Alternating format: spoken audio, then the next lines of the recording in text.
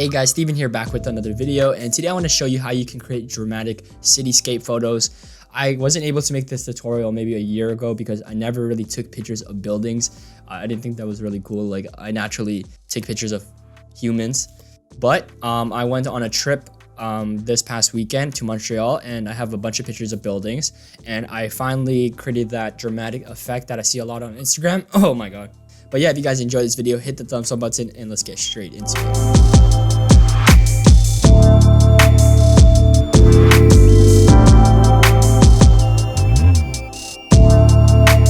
So right here we have the edited version, so you can see what I mean by dramatic.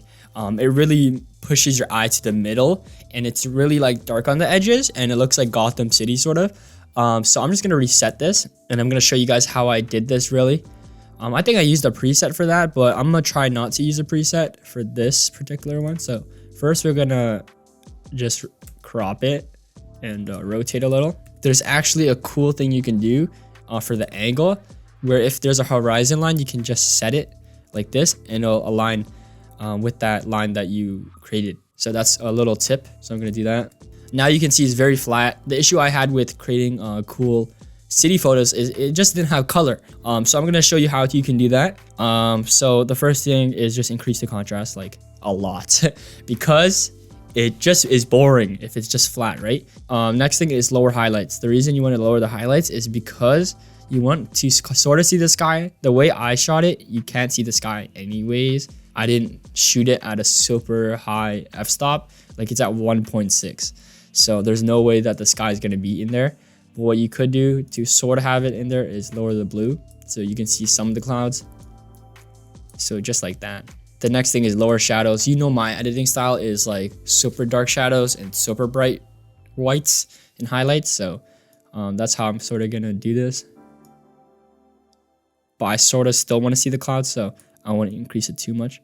So there we got the basis. This is just the lighting and stuff like that. We're going to go to dehaze. Dehaze does a lot. So dehazes it. So there we go. Now you can see the clouds. And I'm going to make the temperature a little bit warmer.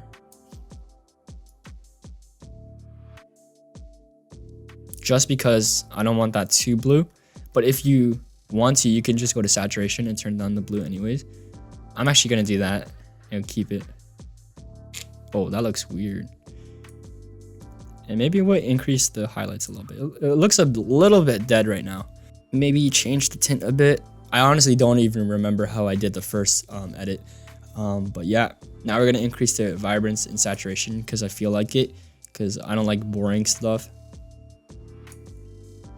Next thing is the curves. So we're just going to make a slight like S shape. This is usually how I do it. But you can see if you increase this part, it makes it a little bit too bright. So I'm going to maybe even do it slightly. And then move this down to make the blacks very dark. So not even S shape. This is not even. This is very, very slight adjustments. So you can see the before and after. So hue, saturation, luminance. Hue changes the color. Saturation changes the saturation, and luminance changes the brightness.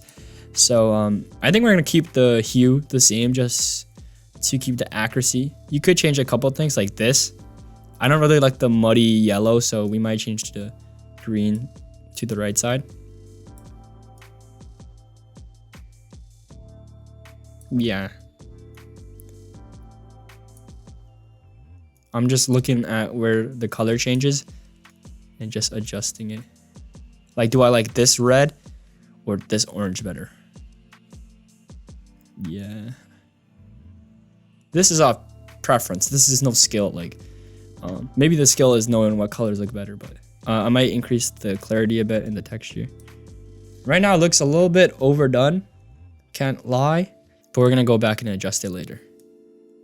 So this changes like the orange right there. Oh. Ooh. I don't even know if that looks good. But we're going to do it. Bro, we're going all the way with the saturation, huh? Okay, see, we cannot do this. But that would look cool. But no. So I think the green's a little overdone. And even the orange a little, so. Can't really see what that does. That doesn't really do anything as well. Okay, Now split toning, we're not going to change shadows, we're going to change highlights. Usually with the sky, like any photo with the sky, you can change the highlights like of the split toning, just because there's a predominantly like white background or foreground. So you can select like a color right here. I think this one looks good. So you can increase it slightly. Boom. I don't even know if this looks good, to be honest. Like, I'm sort of jaded when it comes to just editing all the time. So I'm gonna have to look on my phone later to see how this looks like. And it doesn't look straight anymore. Yeah, my eyes are deceiving me right now. I don't know if this looks good or not. So the next thing is vignetting. It's basically the last thing besides calibration. Actually, let's see calibration first. So this is essentially like changing the tint. Not really doing much. I think what I ended up doing is creating a teal and orange look. So how you do this in calibration is you just move the red primary hue to the right side, and you move the blue primary hue to the left side. So something like that. And obviously that doesn't look that good because there's like literally no other color besides orange. So what we're going to do is we're going to bring back the colors because that wasn't a good idea. I'm going to bring back all the colors. And that blue is messing it up a lot. Oh, this is super, super dramatic now. Wow. The luminance is definitely too low on blue. Definitely too low. I think that looks a little bit more normal now.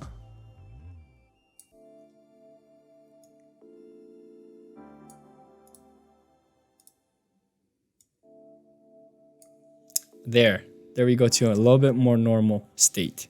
Okay, I think I'm pretty much done with the colors and stuff like that. Not much I can do. You can blame the photographer for this. Now we can do two types of vignetting. We can do this post crop vignetting, which gives you a little bit more control. Or you can do it in lens correction, which is a little bit more subtle. It doesn't give you that much more control. So this is how you really create the dramatic effect. You add in vignetting. And what you could do to make it stand out a little bit more is increase the highlights. So there's a little bit of a contrast and even the white a little bit because it looks a little bit too dark. Obviously that's going to happen with the vignetting, but you can even distort it to make it look a little bit more wide like that. We can add double vignette. Ooh, that's crazy. But yeah, that's the dramatic effect. We're gonna copy this and paste it on other ones. Maybe take out the distort. Doesn't make it look that realistic, you know what I mean? Let's crop it again because usually the first time I crop is not accurate. Let's paste it on a vertical one. Like this right here is overdone a little. Oh, we're not gonna go to that one. Let's go on this one actually. This one is a different type of photo. Let's see if the settings make it look anything similar. So you can see a little overdone. So we're gonna obviously remove that shadow, lower the highlight because I like the sky, so we can even lower the blue a little bit more, then increase the saturation, and then maybe make it a little bit warmer. Whoa, this looks a little trippy. I think what it is the oranges are a little bit too strong.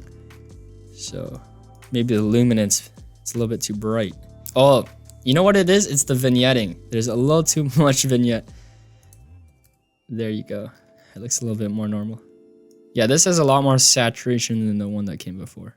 So that's another one in a different setting. And then I just want to find a vertical one. I think on the one that I did initially, it has a lot more subtle vignette because if you paste it here and the saturation's a lot. Yeah, the vignette is just, so you know what I'm going to do?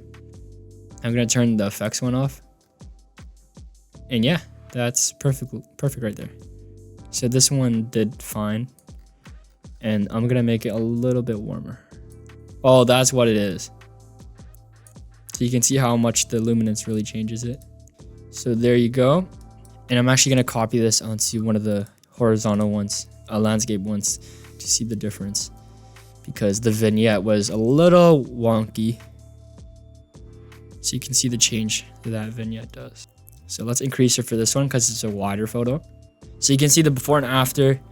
You really, it really changes, you know?